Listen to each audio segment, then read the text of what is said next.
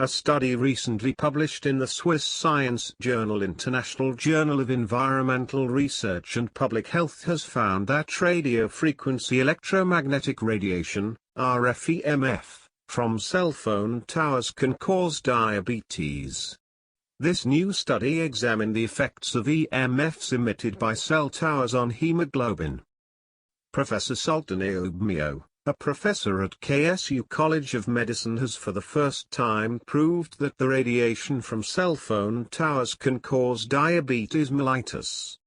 The study author said that, "This is the first study added in the global science literature about radiation and its link with type 2 diabetes mellitus."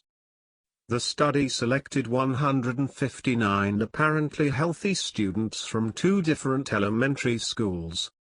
96 students from one school and 63 from another, of the same age, gender, nationality, regional, cultural and socio-economic status. Blood samples were collected from all the students and the hemoglobin, HbA1c, was analyzed.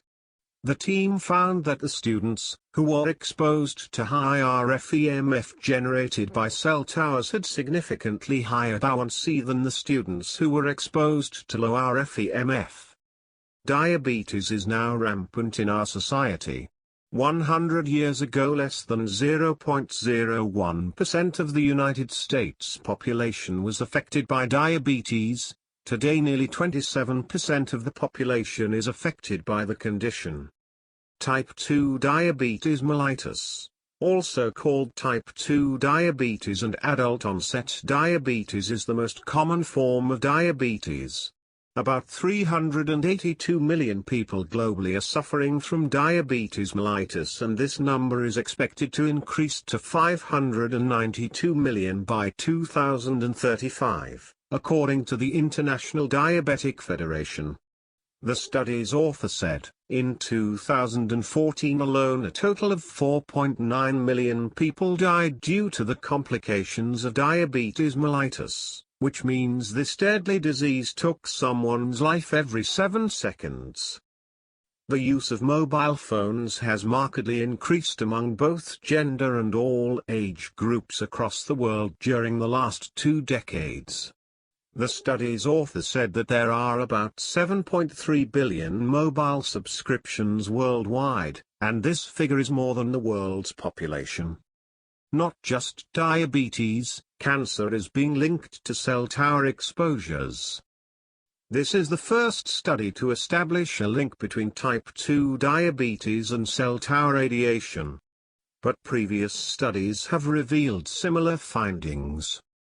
Previous studies have examined the relationship between cell tower radiation exposure and cancer rates in the city of San Francisco, in addition to cities in Austria, Germany, and Israel, dating as far back as the 1970s. All the studies shared remarkably similar findings. Living within a certain proximity to a cell phone tower increased the risk of cancer anywhere from 2 to 121 times depending on the type of cancer that was detected. In another study carried out in Belo Horizonte, Brazil's third largest city, a direct link was found between 7,000 cancer deaths in the city and cell phone tower radiation emissions. Unfortunately, legal action against cell towers is difficult because the 1996 Telecommunications Act, TCA, does not qualify the public's right to protest cell tower locations based on health hazards. So, the question remains, what should we do? How to protect yourself from EMF exposures? Here are some simple steps you can take to protect yourself from EMF exposures. 1. Avoid Wi-Fi and other wireless networks, especially in the home. 2. Replace cordless phones with corded versions. 3. Practice safe cell phone usage. 4. Avoid using a microwave oven in the home or office. 5.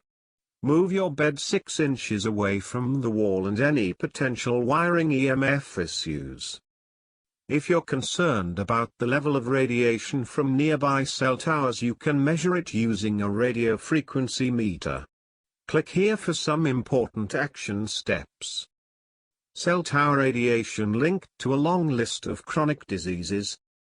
This new study raises question marks over the safety of cell phone towers, particularly those installed in residential and commercial areas including on, near school buildings.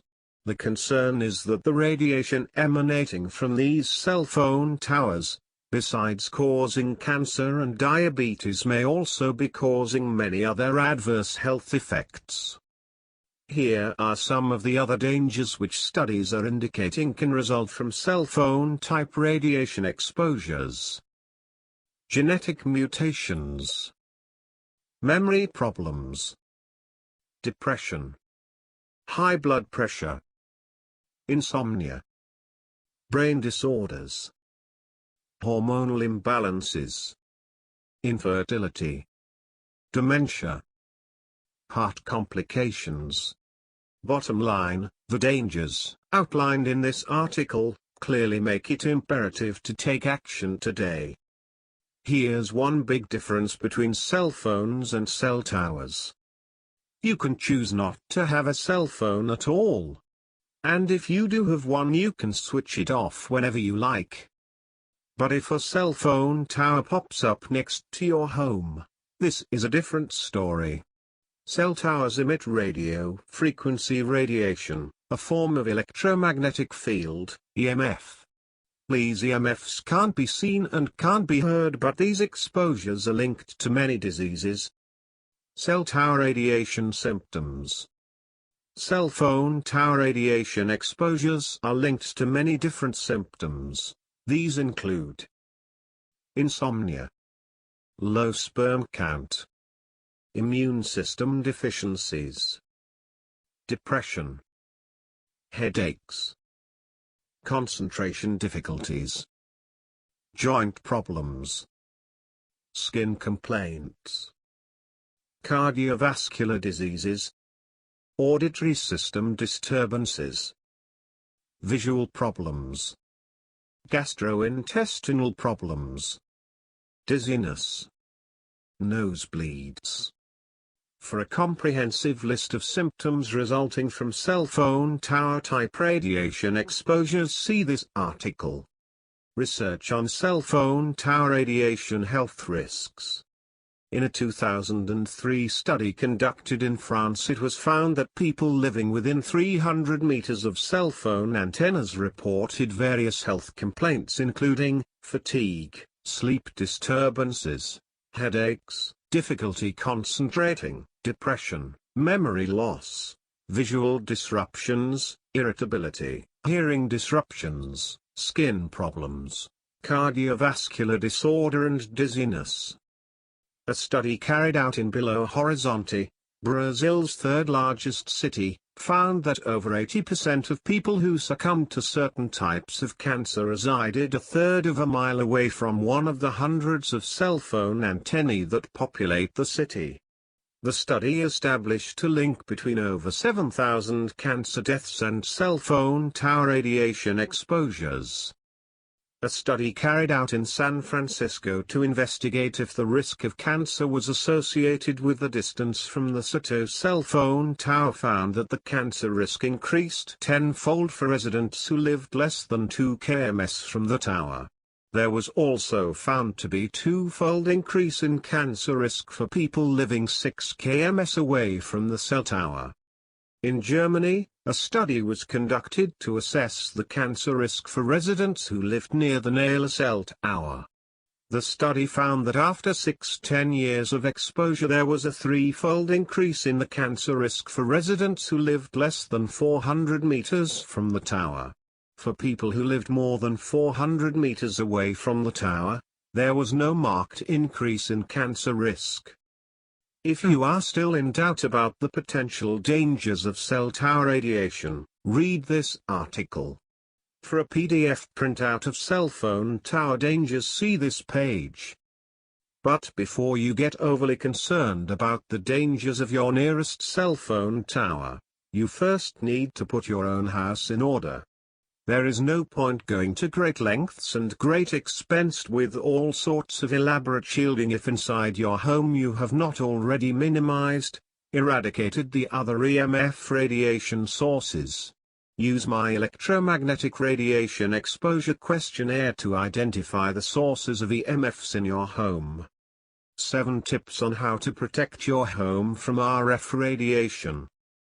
NB This procedure also applies if you want to protect yourself from any external form of RF radiation, be it from a cell tower, neighbor's Wi-Fi, a smart meter, etc. 1. Do you need to take action? The starting point is to establish whether you need to take action. Firstly, you need to ascertain just how close the nearest cell phone tower is. If you are in the US, you can use this website to see where the nearest cell phone tower is in your area. In the UK, see the mobile phone base station database. If the nearest cell phone tower is more than half a mile away, then you should be able to sleep easy. There are no hard and fast rules on this. It depends on the power output of the cell phone tower in question and the position and nature of the antennas, whether they are directional or not.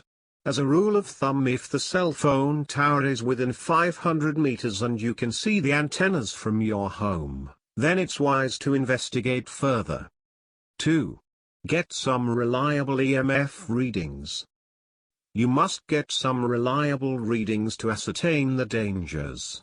If you don't, it's all guesswork.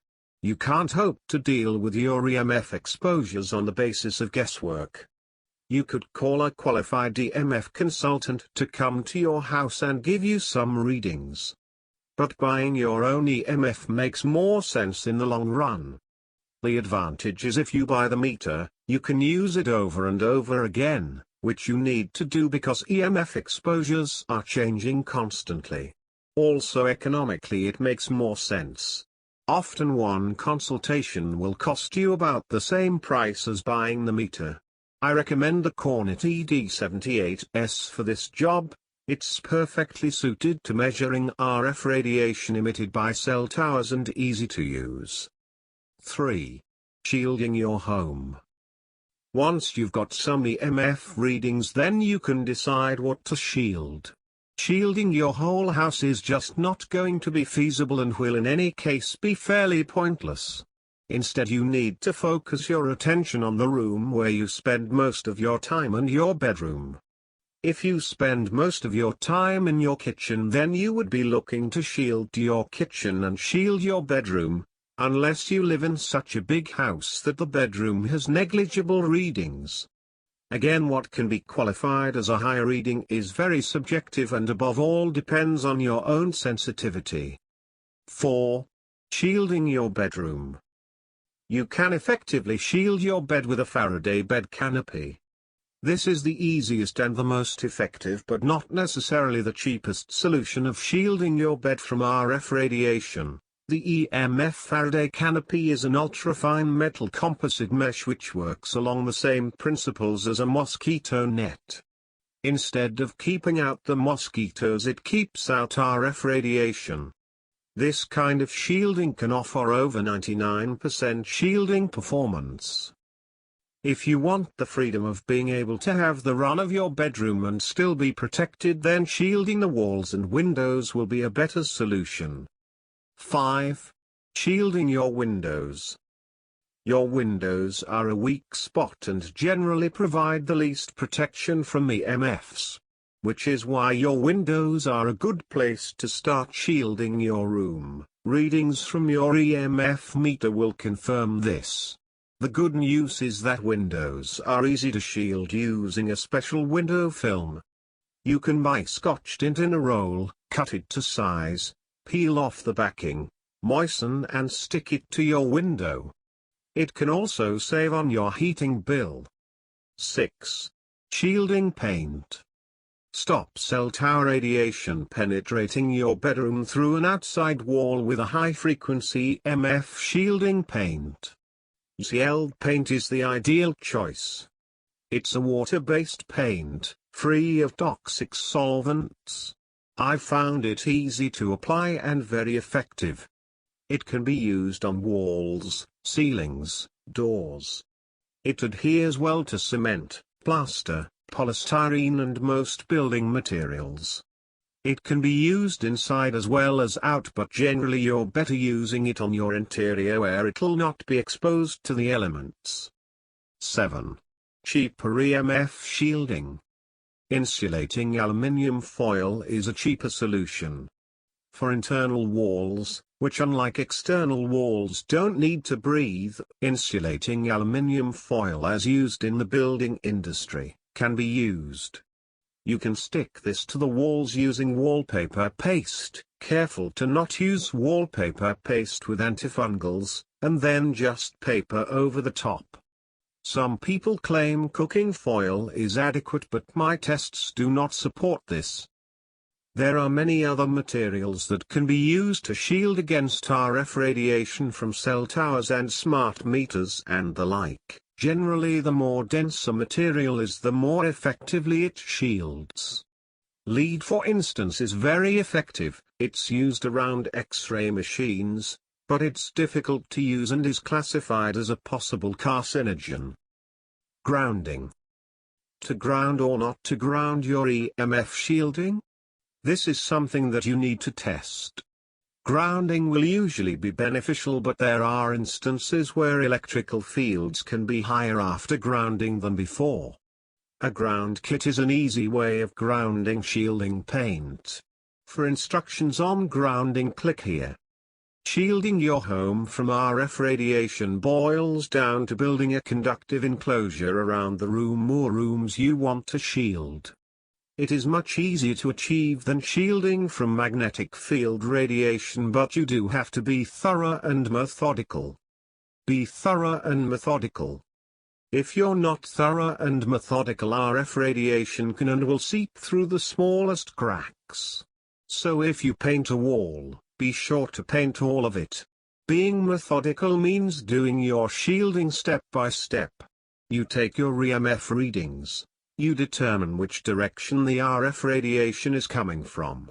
You shield that wall, you test, then you earth it, and you use your EMF meter to test again to see how the readings have changed.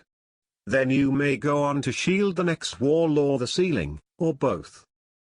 If you ground your shielding, I do advise measuring the electric field in your shielded zone before and after. Most shielding materials are conductive. You don't want to shield from RF radiation at the price of increased electric field exposures. Measure your electric fields with an electric field meter. As much as you can shield inside, when you're out on your balcony or in your garden, you will be fully exposed to the EMFs. Much depends on the extent of your exposure. But if your proximity is such that all your house needs shielding, it may be time to start looking for alternative accommodation and or to get active on the issue through an association. Keep your mobile phone switched off when you're driving. You can use voicemail, a message service or call diversion to pick up your messages at the end of your journey. If you need to use your mobile phone, stop in a safe place. Don't stop on the hard shoulder of a motorway unless it's an emergency. Avoid using a hands-free device. These can be just as distracting as handheld phones. Reducing exposure to mobile phones. If you have concerns, there are various measures you can take to lower your exposure to radio waves produced by mobile phones. For example, only make short calls on your mobile phone, and avoid using it more than necessary. Children should only use mobile phones for essential purposes and keep all calls short. Use a hands-free kit to keep your phone as far away from your head as possible, and keep your mobile phone away from your body when it's in standby mode. Only use your phone when the reception is strong. This is often indicated by bars of energy on your phone screen. Weak reception causes the phone to use more energy to communicate with the base station. Consider the specific absorption rate, SAR, of a mobile phone before you buy it. This is how much radio wave energy is absorbed into the body. Mobile phone retailers have a responsibility to make this information available to you before you buy. Healthy Evidence Forum,